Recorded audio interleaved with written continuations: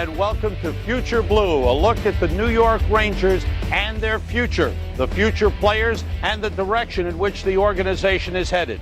On this show, I'll be joined by John Davidson, Don Maloney, and Tom Rennie, and we'll talk about the future prospects and the future New York Rangers. Before we get to that, let's hear from the president and general manager of the New York Rangers, Glenn Sather.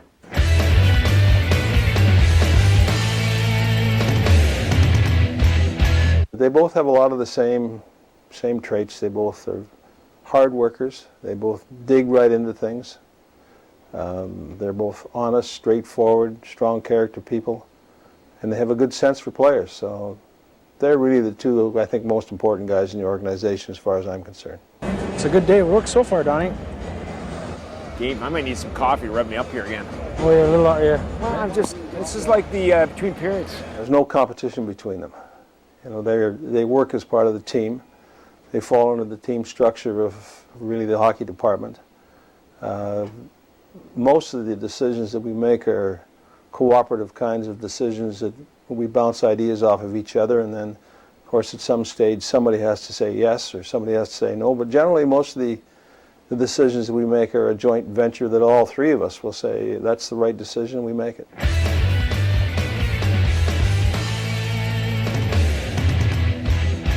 We have a first-class training facility.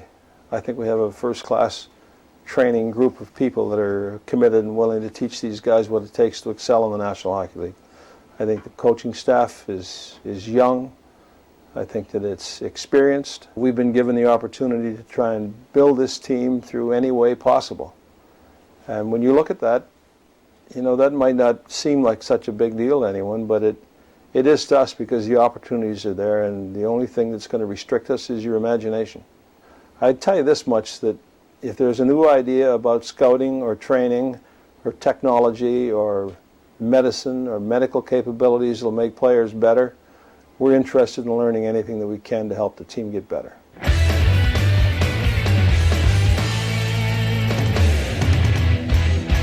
We spent a lot of time trying to find out if their character is going to be strong enough to sustain a year in the National Hockey League, or a year of trying to be committed and riding the buses and working hard and not giving up and persevering and being able to accept the pressure of being a professional athlete or handling the media. There's a lot of things that they go through. So we spend a lot of time on the mental preparation of not only trying to choose the right guy, but after you do choose them, trying to prepare them to get ready for the National Hockey League. We've spent the last 4 summers in Calgary trying to develop players, from the off-ice conditioning program to get them bigger, stronger, in better shape, and being mentally prepared to put up with what it takes to get into that kind of condition. We've had people in these training sessions teach the players how to sit at a table, just so they know what the manners are all about, and how to, you know, which spoon you take when you're going to be at a, you know, some kind of an important meal or a banquet, when you're sitting with people that really know how to eat. We've tried to get them prepared so that they're going to know what to expect. It's a character builder for them.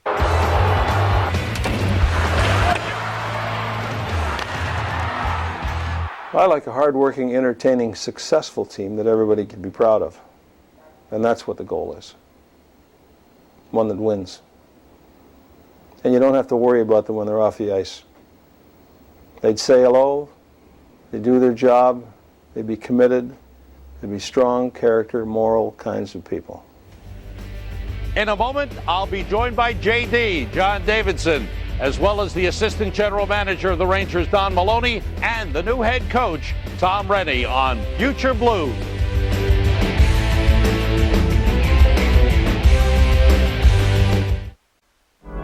And as we continue on Future Blue, we have the head coach of the New York Rangers, Tom Rennie, the assistant general manager of the Rangers, Don Maloney, with us. And gentlemen, let's start off by just giving us an overview of what the organization is doing right now. Don, why don't you start off? Tell us what's going on with the Rangers organization during this lockout. It's a really exciting time for Ranger fans and Ranger hockey. We've, the last year, really since the trade deadline and before, we tried to acquire a lot of young players, a lot of prospects playing. It's for us, selfishly, from the hockey organization point of view, these young guys are getting better. They're all playing, whether it's in Hartford whether it's college, whether it's Europe, whether it's junior, and young guys are getting older and more mature. So truthfully, it's a very exciting time for us. We've I think it really came to about 2 weeks before the trade deadline in March. It finally hit us that, you know what, it's not working. We have to get back to building a core group of players that we can grow with, and once we get this core in place, then we can add these extra stars to help us over the hump. But until we get a core group of Ranger players that grow up Rangers, that want to be Rangers, that we can count on as Rangers, we're going to continue to struggle. So that process started in March, and quite frankly, well before that. But it really turned the corner in March, where we said, you know what, that's enough. We have to make some deals here. Let's load up some draft picks. Let's do a better job drafting, and we hope we've done over the last three or 4 years. And I think we're on our way to really some hope as Ranger fans that we're going to be successful in the future. Tom, from a coaching perspective, what are you doing? What are the assistant coaches doing during this time? I'll talk about the assistant coaches first. Perry Pern, who was with Ottawa, now with us, is working with Hartford. He goes in frequently and spends time with Ryan and Nick there, working with our young prospects, and from a technical perspective, just paying attention to how we're playing there, because we do want the two to mirror each other. The Rangers and Hartford play similarly, so that the integration of our young players into the big lineup is seamless, really. So Perry's spending a lot of time there, and he's scouting a little bit of hockey in Canada when he gets an opportunity to get out of here. Mike Polino, one of our other assistant coaches, is doing the same thing with Charlotte, which is unique because Charlotte now, because of this trickle-down effect through the lockout, has now got some good, solid Ranger prospects in there and that as well. So Mike is there doing similarly, again, paying attention to the systems play, but also identifying with the growth of our young people and helping them out on an individual basis. And then Benoit Allaire, who you may have heard a little bit more of, maybe prior to tonight, for example, is our goaltending assistant coach, and very, very good at it, I might add. And he's spending a lot of time in Hartford as well, and paying attention to the needs of Jason LaBarbera and Stephen Valaquette and our young prospects out there he'll get to in the new year. But we think that we've really made good use of our assistant coaches. Myself, I'm trying to watch young prospects preparing for the draft again in June, doing primarily what I was doing before coming into the coaching reins here, and identifying with the future that way. Tom and Don, can we maybe start with the goaltending?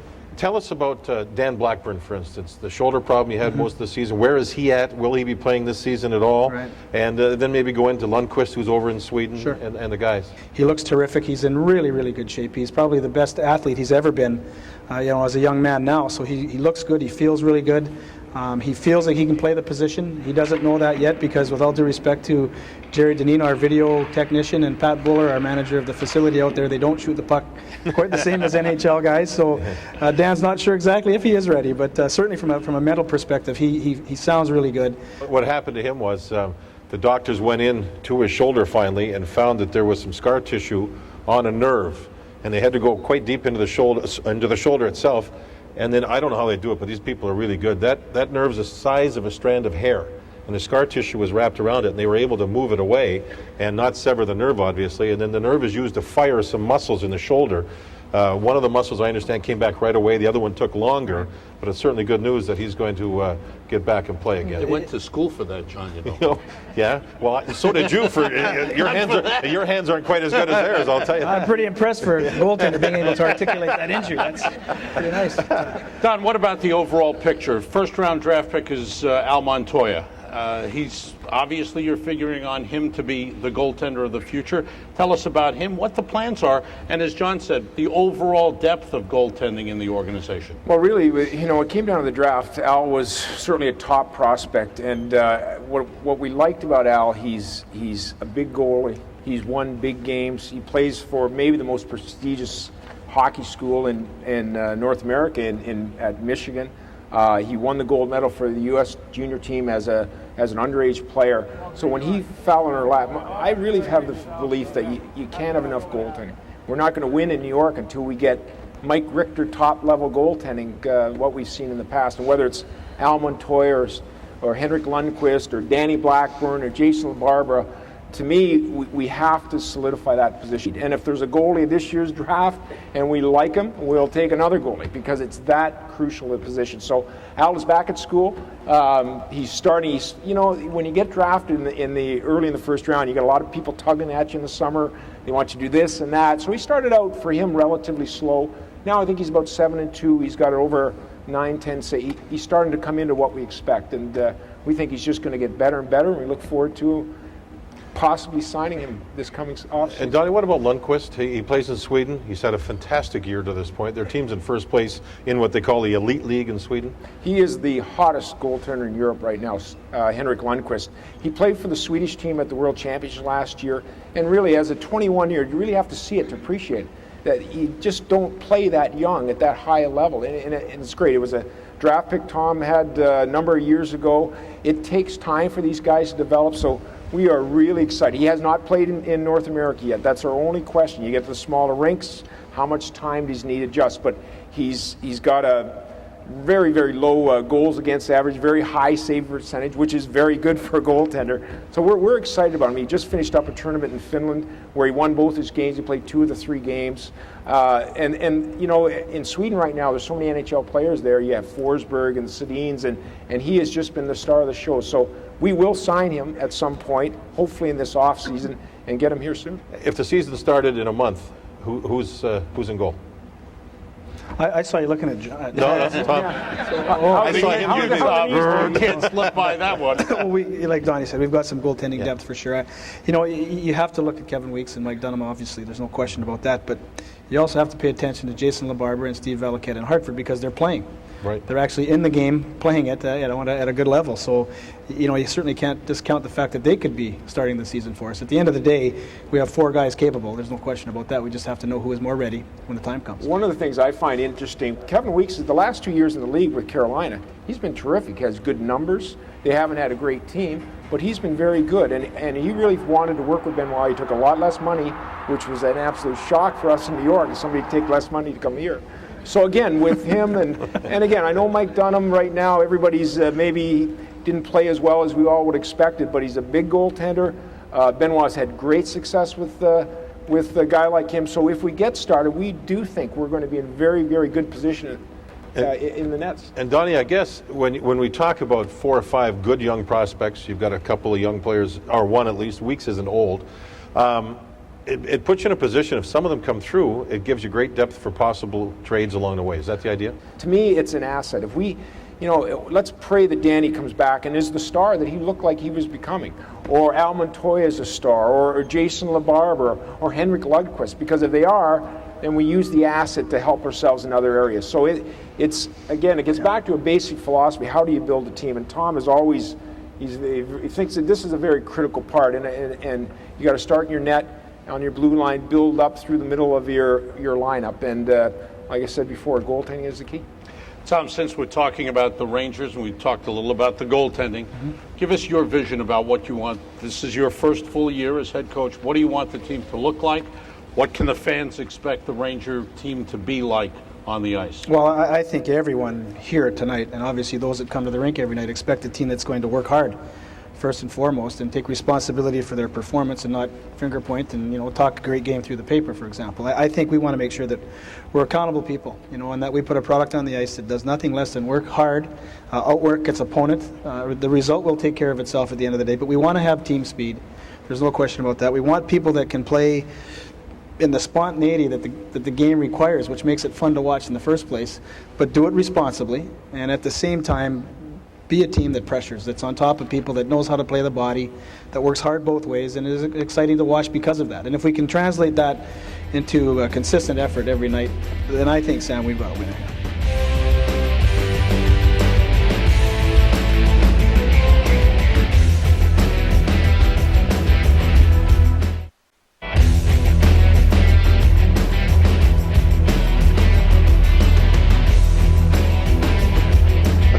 And losing Hugh Jessamine.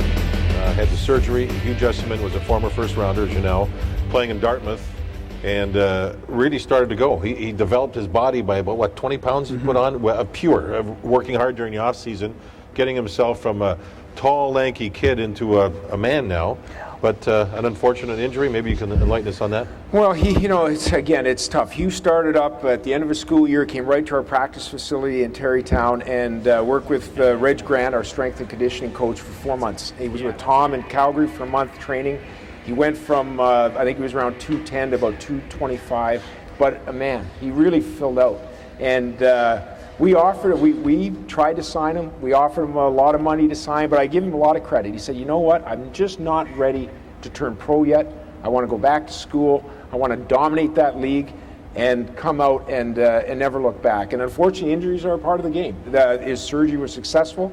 We fully expect him back. He will miss the balance of this year, but he's a young guy. He's 20 years old. There's no question. He'll be back. He'll be a Ranger. It just may take a little bit more time. There's a torn ligament in the deltoid ligament in his ankle, correct? Mm-hmm. So they had the surgery, and he's going to rehab up there. And he skates very well. He handles the puck extremely well. He can shoot it like a rocket. Probably passes more than he should. He could probably shoot more. I think he'll be a guy that'll be a cantankerous type player for us. He'll play with some edge for sure. He'll upset people. I was told not to use profanity, so I won't. But he'll be one of those guys that I think will help us sign our work at the end of the night by the nature of how he plays. Could he be a Cam Neely type player? Or is that going a little too far? Just remember you said Donnie, that. you okay, Donnie? No, we said we weren't going to do that. Okay. He's young, he's at school. Let's not create Cam Neely yet, but he's a powerful guy that has a chance to be a good player. And we're excited about him. There's no question about that. Let's mention a few of the young guys, and maybe you can enlighten us on some of these players that have been drafted by the Rangers. They could be playing in Europe or juniors in Canada or in the States or else going to college. Nigel Dawes. Nigel Dawes plays in the Western Hockey League in British Columbia. Western Hockey League is major junior hockey in Canada. He's third overall in goal scoring in that league. He's about 5'9" and 190 pounds. He's got a terrific knack for the puck. He knows where the net is. He's an extremely competitive player. Great balance. Can work the tough areas, as we call them, and do it with real vigor and be proactive that way. We feel this kid, a terrific draft, I might add. But he was one of those guys that the puck just follows him around, and he's got a great knack for the net. And he does those things that you just don't teach. It's almost innate. It's one of those just real intangible things. So he's having another really good year. He'll play for Canada at the World Junior Championship in Grand Forks, John. And my guess is if he's not the captain, he'll probably be an assistant captain at least. How about Bruce Graham, a gigantic center? Yeah, Bruce is he's had a great start. He's a 6'6" centerman we drafted at the end of the second round this year, and he was one of those guys that had all kinds of ability. You just wonder how hard does he push himself. But he's come in, I think he has 17 goals in 24 games as we speak today, and has been probably the third or fourth leading goal scorer in the Quebec League. He plays for Moncton in the Quebec Major Junior League, but he's one of those guys that if it clicks in, this guy has got talent. He can pass the puck. He's not a overly physical guy, but he's a very skilled playmaking center iceman. And with that kind of size and ability, he's been probably as much a pleasant surprise to date as any of all the picks last year. Another young player, Korpikoski, playing in Finland, correct? Yeah, Lauri Korpikoski. He's one of the youngest guys in the Finnish Elite League this year. He was the second first-round pick in this past draft. And really, the best way to describe it, I don't know how many people saw the draft show on MSG Network, which I was a star of. This is a home run. The New York Rangers are pleased to select from TPS Finland, Lauri Korpikoski. He said, we worked you so hard, we had to take you, The way you did those push-ups. I'm getting good at this. I'd like to sing a song. Were you in that show? Anyway, supporting role. When we put together the picture of a Ranger, what do we want? We want competitive speed, two-way, understand. Really, I thought Krista Roxham, a European scout, described him the best. Ovechkin, who got drafted Washington #1, is a superstar. I mean, there's nothing more you could want in a guy with that kind of talent. But Korpikoski to us is the Ranger picture. He's got talent, he's got size, he competes physically. He's a young man right now, though. He's physically immature. He's talking to Krister. He's growing about an inch since the time we draft him. He'll probably end up about 6'2". He's not Forsberg, but he plays Forsberg type of game. So he's going to be a fun guy to see really 3 or 4 years down the road, because that's really what he is. He had a slight knee injury in the fall. He should be in Grand Forks at the World Junior Championships for Finland as one of their youngest players. So he's an exciting guy, and I can't wait to see him. David Lifferton and Jake Taylor, two young defensemen. Tell us about them. What kind of players are they? Well, Lifferton came to us in the Colorado trade for Matthew Barnaby, and he's a bit of a throwback too. Both these guys are in terms of how they play the position of defense. It's not an easy place to be when you're in their vicinity. That's for sure. These are tough guys. David for sure his skating skills are good. He advances the puck smart with good passes. He doesn't hang on to it too long, so he's kind of a low maintenance guy. He's an efficient player in terms of the puck. He's not real flashy, but he knows where it should go and how to get it there. And on top of that, he's a tough kid. He's a hard-nosed player. There's no question about that. He's got a real good shot at playing in the National Hockey League. Jake Taylor is an old bow-legged Mark Tenorti type guy that's just a junkyard dog, and he'll cut a wide swath. I'll tell you, that's his side of the rink in our end. And if you come into that area, you're going to know that you had a shift against Jake. He's a nasty guy that he gets places. Not necessarily really quickly, but when he gets places, you don't want to necessarily be there either. He's a tough guy, and we like Jake a lot because he's one of those guys now that's been to Calgary for 3 years in a row. And when I talked about improving every year, this guy has just skyrocketed with his ability to handle the puck and make plays and see the ice. He defends really well. That's probably the strength of his game right now, and you've got to have those people. When you look at drafting from Europe, is there specific countries that you like to draft from more than others or not, or is it just the best player that fits the character of what you're trying to do? Boy, that's a good question. It really is. I think, regardless of the country, even including North America, John, I think we sort of have this blueprint of what we want our team to look like, and how we want it to stand the test of time, like I mentioned earlier, and that takes a certain player, obviously, and we have this blueprint for the Rangers, Don alluded to. And we go to games and we watch, based on our blueprint, we watch for the Ranger. We watch for the Ranger players. And that does include speed, and it does include courage, and it does include hockey sense. If it's skills, great. We'll never ever overlook skill. It's critical. You've got to be able to manufacture some goals and some wins by just being extraordinary, and we want to make sure we pay attention to that. But really, at the end of the day, it's such a global game nowadays, and teams are watched everywhere by many, many scouts. 130 plus guys in Ann Arbor last week, where Don was, close to 70 in Slovakia, where I was this week. Watching Russia, Czech Republic, Slovakia, Germany. So there's no mystery out there anymore. I can tell you this, though, that you really want to do your homework on the player regardless of where he's from. And it doesn't mean just watching him play. There is much more to scouting than just watching a player play and be excited by him for that reason. And just the other point that I picked up on, because I didn't know, did I hear you say earlier that you've got a conditioning guy in Sweden? Mm-hmm. I had no idea. I mean, is that for him to go around and look at the guys that have been drafted by the Rangers? We really give Christer Rockstrom credit. He's been a long-time European scout, and actually he's got the title of Director of Player Personnel in Europe. And he found Daniel Hedin as a personal trainer in Stockholm, and his responsibility is to, instead of bringing a Henrik Lundqvist to North America, or us sending somebody over, we have somebody right there to bring, whether it's Lundqvist, Peter Prushov from the Czech Republic, or any, or Lori Korpikoski. He'll not only bring them to Stockholm for 3 or 4 days in the summertime, he'll go see them, visit them at home. It's a lot more efficient. It makes a lot more sense economically, and he is terrific. He's the size of a house. He pushes the players hard, and he's been with us now 3 years, and I think it's a real nice niche that we have found in Daniel.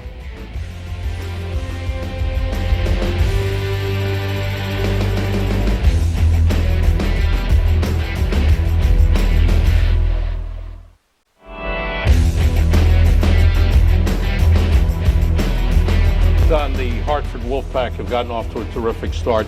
Who are the best prospects down there with the best chance of being Rangers, say, right away? Bryce Lampman has had a terrific start down there. He's arguably been their best defenseman game in and game out.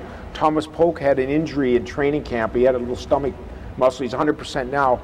We all saw him last year when he came up at the end of the year. He was a kid who signed defenseman out of the Northeastern. And yet, when you mentioned Brian Leach and who might replace that offensive contribution, that's his game. He's a guy that can rush the puck, he can shoot the puck, but he's still just turning pro and figuring out the pro game. So Joseph Ballet, he's certainly a guy that came up at the end of last year. He's a scorer. We need scoring. He's a young player. Dominic Moore has had a terrific start down in Hartford. He's a leading point scorer at this point in time. Probably end up a two-way, third-line level player. That's sort of what I see him, but he thinks, he's smart, he's quick. It's, it depends how it evolves as we get closer to the season. Chad Wiseman was their leading scorer last year. He's another guy. He's a little bit older. When I say older, he's 22 years old, but a little bit older, so he could come up and play. So there's some exciting things coming. Toughness, Tom? What about toughness? Blair Betts? Betsy's a good hockey player. Betsy's he's a grinder sort of guy, but he's a very intelligent player, very strong on the puck. He works the corners well in all zones, I should say, and he's a leader in the sense that he does show up from that point of view. He's a real competitive guy, and he's the kind of guy that's always going to have a nick or a bruise or something on his face or whatever because of the war, but certainly he's a competitive player, and you like that. He's a little older too, JD. I think he's 24, 25 now, and he's a guy that would lead by example with respect to our other young people in terms of how to get it done.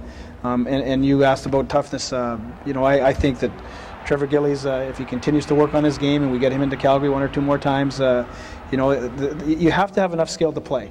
And I'm the type of coach that I respect the fact that people bring things that are special to your team. There's no question about that. But I also feel that it's important for me to help develop that guy that might be perceived as only being a tough guy. It's my job to help him be more than that, because you know what? That's not all he wants to be. He wants to be a hockey player. He wants to be respected for that too. And I believe that a guy like Trevor Gillies deserves every opportunity, to be the player that we think he can be. So we'll work with him, and he's a tough cookie. There's no question about that. I don't think at the end of the day that toughness will be a problem. Okay, that's some of the discussion. And now we're going to open it up to you. We're happy that you're here. This is your portion of the program. We have a couple of roving microphones, so raise your hand if you have a question. Go ahead. I'm Ed Campbell from South Amboy, New Jersey. As a long-suffering Ranger fan, I've watched come in with the old and go out with the old. I can say I'm happy that we're looking now for the younger players. I would like to see, as Coach Rennie said, we need patience with the younger players. I'd like to see the younger players on the ice. I'd like to see them play all three periods. I've seen this year alone at several games that I've been to a strong 2 periods. And then the third period, it seems we've run out of gas. And when you put the younger players on the ice, they are just all over the place.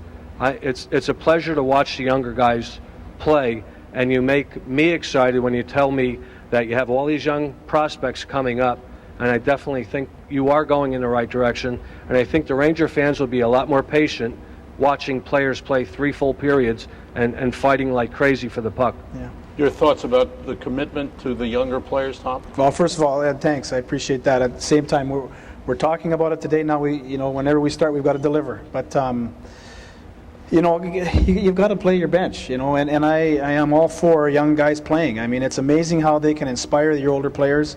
It's amazing how they can bring energy to your lineup. It's amazing how they can help you complete 3 periods of hockey and look as strong finishing as you did starting it. So there's no question that we're committed to the young players. You'll find that out on day one of whenever the season starts. That brings up Jed Ortmeyer. Yeah.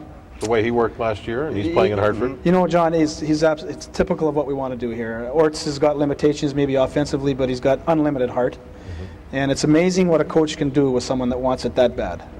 John, there's been a prevailing thought that you can't rebuild in New York, which I couldn't. That's nothing further from the truth. You can't rebuild for 10 years, or else the next 2 guys will be sitting up here. But you can bring in, and you can't fool the fans. I mean, we can't be selling you people on these players that all of a sudden aren't players. But what we're trying to say is, listen, we've got some good young guys coming. We got everybody say, well, why is this guy the coach? Why not throw a lot of money at Scotty Bowman? Or why not throw? Let's get Al Arbor out of retirement. Let's get him, give him enough cash. It's the same thing as on the ice. We want to find the next great player, the next Kovalev, the next Brian Leach, the next Mark Messier. Not that Mark, he may be back, but that next wave. And also, we want to find the next great coach. And Tom has got terrific insight. He's smart. Right. He's articulate. That's better. It's actually a bit of a pain, but really. You have an open-ended clause there to renegotiate? I do, with Glenn, not with Donnie. Yeah. His ideas on the game are the way the game's played in 2004 and beyond, and that's what we're looking for. Not only is it on the ice, it's off the ice, and I think if you pay attention to what we've done on the coaching end, on the scouting end, it's no different on the player end. We're committed to bringing in the next great coach, and you'll get about 10 games. And then it'll work for somebody else. I'll set the table, though. Whoever's stepping in will have a good situation. Yeah, Chris from Staten Island. JD actually stole half of my question. Sorry, I apologize. Can you guys speak about how the roles of Garth Murray and Jed Oatmeyer, what roles they're going to play? Because they're kind of in the middle. They're not, great at one thing. Yeah, I think you're looking at third or fourth line players, quite frankly. Penalty killers, which is huge in the game. The game is, a lot of it nowadays is certainly specialty teams, but I think these are guys that will, they'll play the game the way we want it played by our talented players, hard and honest. And these are guys that again set the example of what we want to be in the long run. This place cannot be an easy place to play anymore. It's as simple as that. And Ortmeyer and Murray will make damn sure that doesn't happen. And that's why you want these guys in the lineup, because they're contagious for the right reasons. And yeah, they're third or fourth line players, as I'm sure you would expect. That doesn't mean they won't get the opportunity on the power play if they deserve it that night because of what they've been able to do. It doesn't mean that they wouldn't check and get as many minutes as some of your more marquee or flashier players because they check particularly well, and we can shut down another team's line by doing so. At the end of the day, they're important components of what we want to be. Tom, there's another young player that JD brought up earlier, and that's Jamie Lundmark, who has been here for a few years. What does the future hold for him as the Rangers? What role can he play on this team? I think Jamie can play a significant role. At the end of the day, Jamie Lundmark will decide that. I'm going to make a decision based on what he decides to do and what he'll get for ice time. But I believe strongly in Jamie. I'm here with a clean page. And, all you want to do is your best. And I think Jamie has the ability to be at least a second-line player in the National Hockey League. He's one of those guys that can certainly at least supplement your offense, if not lead it most nights. I think he's an excellent power play guy, demonstrated by the last maybe 10 or 12 games of last year when he was on the power play. I thought he moved the puck really well, particularly well, actually. And, this is a kid that will get the opportunity to play and be not only what we want him to be, but what he wants to be. What we want to make sure of, though, is that the culture of our dressing room and of our team, I don't want to use the word forces Jamie, but it has to make sure that Jamie does meet the needs of our team every night through that internal accountability. Hi, Jason Mayo, North Belmore, Long Island. Coach, first of all, I just want to say good luck. I think you're a good fit. It's probably the best non-move that the team made in the last few years to keep you on board. Thank you. Thank you.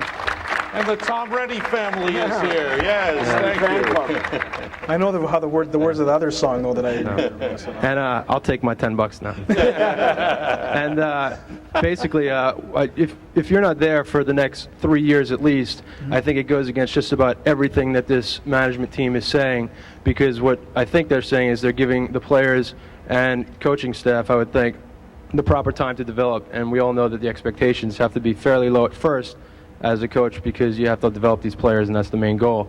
And the one thing I just want to say, and I'd love you guys to react, is being a manager of people myself in business, I know that it's one thing to always hold your employees or people accountable for what they do, and that goes without saying, but as a manager, you really need to look to yourself and your team to be accountable for everything that happens, so these people can follow by example. We all know that leadership is an important thing. What concerns me is listening to Don, and with all due respect, that it took you this long to realize that all these core issues and fundamentals weren't being addressed. Well, let me answer that. When Glenn came in, the idea was to continue along, to be good in New York, and yet build up our system with prospects. And we've made mistakes. We've made mistakes on players. We've made mistakes on judgments. I think there wasn't enough attention to pay to the mix of the team, the chemistry of the team. I've always thought in New York, it's the great support you have from ownership here, the economic, the wherewithal behind you to go out and get a Jeremy Jagr. It's a blessing and a curse, because it's easier to say, we got a problem here, let's go out and let's get this guy, even though he's maybe a little beyond his prime. Maybe he's not the right, and not that Jeremy isn't. I just use him as an example. There's other guys over the last 4 years. So we have made mistakes. We've tried to build up the system. We've given up a few picks maybe where we shouldn't. I think if you look, though, fundamentally down, bringing Tom in to run the draft, starting to do the things underneath that a lot of people don't see, from the summer camps to the way we evaluate players, there has been a fundamental shift underneath. And the whole time was still trying to stay competitive at the top end and spending a lot of money and trying to entertain the fans, and it really was the last gasp. And we've been looking at it for years, and we had people under long-term contracts. It's not an excuse. I'm sitting up here and say, you know what? It's been a disaster here watching this team for the most part over the last number of years, the last success we've had. But underneath it all, there's a fundamental group. If you look at Tom's first draft, from Blackburn to Tootin to Garth Murray to Lampman to it's been a terrific draft that's just coming to fruition now. And I think that process, I mean, I could sit here and say, well, what happened to Mahatra? What happened to Brendel? There have been mistakes in the past, but you know what? The people responsible aren't here anymore in that area. And anybody that says the general manager is the guy responsible for the draft is dead wrong.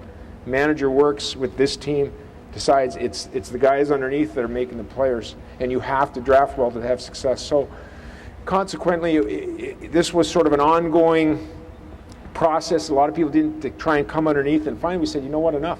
People are sick of it. We're sick of it. We're not going to do this anymore. We have to do it publicly the right way and tell people, you know what, fans, no more. We're going to build the right way. We're going to get a hungry team, and we're going to move forward. And I think we're all excited about it. I know I am. I can't tell you. The most excited if I ever was about 2 weeks before the trade deadline when it was finally said, you know what, we're unloading. Let's load up in picks. When Glenn came in here, his first year, that first draft, here's a perfect example.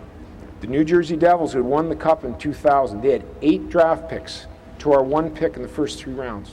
I mean, so now you're competing with the Stanley Cup champion about 17 miles across the river, and they've got 8 swings at the plate to our 1. Well, it is a son of a gun. Now you're playing catch-up all the time. So this past year, we had 7 picks in the first 3 rounds. We understand that, you know what, it's a process we have to go through, and if you guys could stick with us, I think we're on the right track, and I think everybody in here would agree we're on the right track. Stick with us for about 2 minutes. We have a little break here. I want to go to an email right now from fans who have logged on to NewYorkRangers.com. This is from Joshua Cohn in New Rochelle, New York. From an NHL standpoint, what is the overall goal of the organization's American Hockey League affiliate? How do you go between the fine line of developing players and yet winning in the minor league? It's not a fine line. It's developing players. Jim Schoenfeld, who's the manager in Hartford, is terrific. He does a terrific job. And Ryan McGill and Nicky Fattil, they are terrific coaches for young players. They work hard, but every once in a while, if you're a coach, and Tom could attest to this, if you have an older experienced player or a younger player, there's probably a tendency to play that older, more experienced player, and that's where Jim Schoenfeld is so valuable. He's always on them. You got to play the prospects. You got to play the prospects. We think the best way to develop prospects is to win. If you have a winning team and your prospect are playing, that's a home run, because you have to learn how to win. And but if it comes down to push comes to shove, prospects have to play. Next question. Hi, my name is Regina from Comac, New York. Why is it that the Islander, when the Rangers play the Islanders, why do the Rangers always beat the Islanders? And when the Rangers play the other teams, they don't. Well, that's a smart girl. That's an interesting observation. It's 8:30. I can't believe you're still up. I've got 2 little girls. I don't know. You're up awful late tonight. It's the best question yet. Yes, it is. So you can beat the Islanders. How do you carry that over? You know, it's a mindset. It's just this. You know, the Islanders bring out what you want your team to be every night. It's, you know, I don't know that there's an easy answer to that. That's a terrific question, honey, and I wish I had the answer for you, but I'll tell you right now, whatever we do against the Islanders, we really have to try to bottle it and do it every night. We have to be really honest. We have to be hard workers. We have to work together like we're playing the Islanders every night. And if we do that, just like you get good grades in school, we'll get good grades out here. I want to take another email. This is from Mike Riccatelli, Hoboken, New Jersey. What changes, if any, would you make to the game in order to increase scoring? Let's go to a great goal scorer, Mr. Maloney. Oh, man, make the nets 10 feet tall and 30 feet wide. It would help me. But you know what? There's been a lot of talk about the game, the state of the game, and trying to improve the quickness and speed of the game. You know, I think the tag-up rule might be something to speed up the game. The goaltending equipment, JD might. No, I agree. I agree with you. It is just way too big. I think it could be the way the materials are now. You could have almost form-fitting protection, that the goalies are 100% protected. I remember John when he played, and after a game he'd have huge welts all over his body from the pucks. Well, now you put on goaltender equipment and you could shoot bullets at it, and there's no problem here. So to me, the size of the goaltending equipment, even though the guys now are bigger and thicker and better conditioned, I just think that it's probably one area that needs to really, I know they've talked about moving the width of the pads from 12 to 10 inches. Mm-hmm. To me, it could come right into 6 inches, and all the equipment, it's just, there's enough protective equipment now that goalies can't get hurt, and just will create more room for shooters to shoot at. And then the real athleticism of the goalies will come through. There was a conference held in July in the city that Mr. Bettman, the commissioner of the league, put together. A cross-section of players like Mario Lemieux was there, Marty Brodeur was there. A lot of things were discussed. Call a rule book might help, right? Call the rules that are in the book. And one in particular is the hold-up or interference on the players that are away from the puck. You know, you're going to hook a little bit at a guy that's skating away from you with the puck. And if you hook too much, you get a penalty. But, you know, a guy's got to fight through checks. Mm-hmm. But if you're trying to skate up the ice on the other side along the boards and a guy's all over you, then you'll never be able to make plays. So that, I think, is going to be one area that they're really going to step on and really make the calls. Next question right here.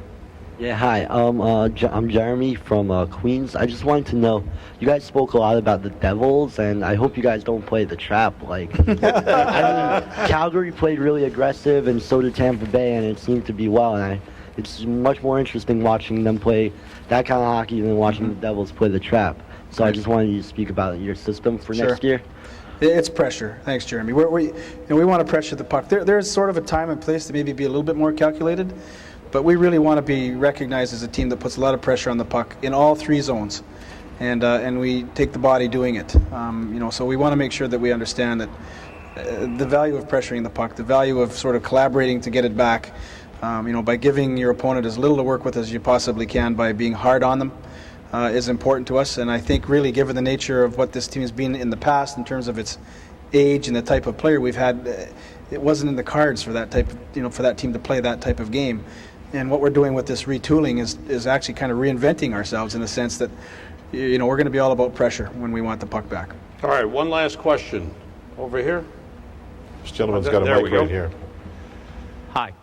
Towards the trade deadline, there's a lot of big moves you guys made. I understand when you trade, you got to give up value. Are there guys who are gone that you'd like to get back? I'll have named two, Barnaby and Leach. Thanks. Well, Barnaby's re-signed already, right? Yeah.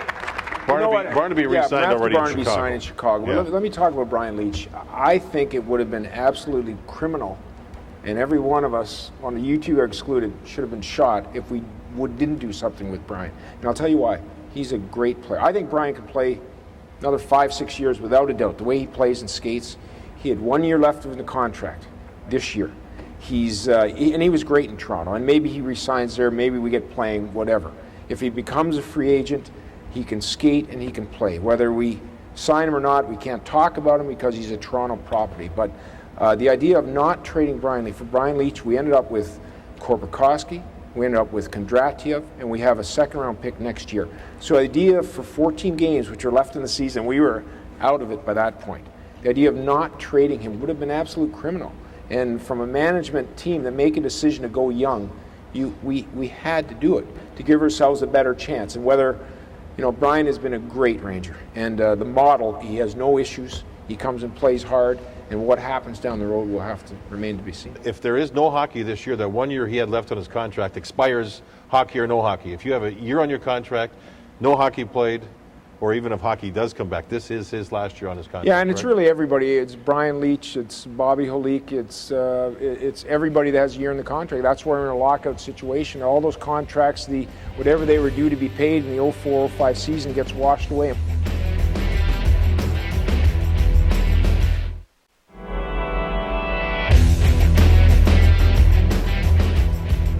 Before we go, we want to get final thoughts. Donnie, give the fans your thoughts about the Rangers organization as we go ahead when hockey resumes. What do you want them to think about when we're back playing? Well, I really think what we're doing here is giving hope. I mean, really, we've all seen it over the last 3 or 4 years, like enough is enough. And I think the momentum now to make it public that this is it. This is where we're going. We're developing the next group of core Rangers here that are going to lead this team, and we're going to be good. And you look back on the great teams, even the '94 teams. The core of that team was Brian Leach at a young age. It was guys like Mike Richter who came up through your system. These guys are young guys just starting to hit their prime. That's the way we got to get there. Tom, your thoughts about what the fans have to look forward to? Well, I think they'll see a team that they can be awfully proud of. I look at the parents here with some young people, and I envision these young people growing up with our team and being fans of the New York Rangers and proud fans of the New York Rangers for a long time because we did it right. We're almost out of time. What do you want to say? I'd be blunt. I really am looking forward to working right up there with you and having a chance to talk about young people who work like Jed Ortmeyer did last year, who won the Sixth Man Award because of his efforts on the ice. There may be some growing pains, but at least you see that there's a carrot at the end of the nose, and we're all chasing that carrot. As their organization is, we get to sit and watch that happen. And I'm really looking forward to it. And all these names we mentioned, I want to see them live. I want to see them try to get here and create a great deal of competition, which, as these gentlemen have talked about, translate into assets. And then you can build your organization even stronger. I'd like to thank all of you for coming out here tonight, and especially the young ones. I've been sitting here watching. I think they really want to get skating and have some fun, but you've really hung in there, and thanks a lot. We really appreciate it. I know this has been, I get the last word. I know this has been a tough time these last 7 years. But throughout these years, I don't think there's been a time where I didn't believe the team could make the playoffs. And they were a little bit away, and maybe it was a little bit, as Don mentioned, a wrong decision on a player here or there. But I think the one thing that always hits me about this organization, they never stop trying. And this organization is going to continue trying. We got it right 10 years ago. I think they're headed in the right direction. We have great people up here to lead the organization. And like JD, I'm really excited about it. I wish there were hockey tomorrow. We could call the game. It's going to come back. Stick with us. We're really happy that you're here, and we're proud to call you our friends and fans. Thanks for being with us.